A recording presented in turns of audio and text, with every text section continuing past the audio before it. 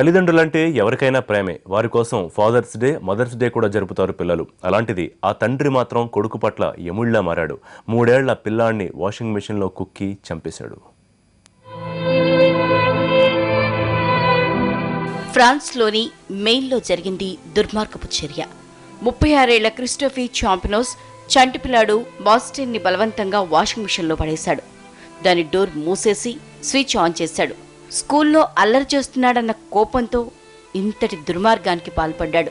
సరిగ్గా మాటలు కూడా రాని చిన్నారి ఆ మిషన్లో ప్రాణాలు కోల్పోతూ ఎంతటి నరకాన్ని అనుభవించి ఉంటాడో ఊహించటానికే గుండె తరుక్కుపోతోంది. ఈ ఘటన జరిగిన సమయంలో 29 ఏళ్ల పిల్లాడి తల్లి చార్లెన్ కోటే తన కూతురి పజిల్ నింపేందుకు సాయం చేస్తూ ఉంది. పిల్లాడు వాషింగ్ మిషన్లో తిరుగుతూ కేకలు పెడుతూ ఉంటే తండ్రి ఇంటర్నెట్ సర్ఫింగ్ చేస్తూ కూర్చున్నాడు. దీనిపై కోర్టు తీవ్రంగా స్పందించింది. దారుణంగా హత్య చేసినందుకు తండ్రికి 30 ఏళ్లు, పిల్లాడిని నిర్లక్ష్యం చేసినందుకు తల్లికి 12 ఏళ్లు జైలు శిక్ష విధిస్తూ తీర్పిచ్చింది.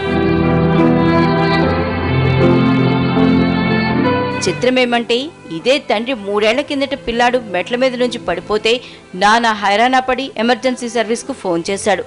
ఇప్పుడు అతడే కఠిన హృదయుళ్లా మారిపోయాడు.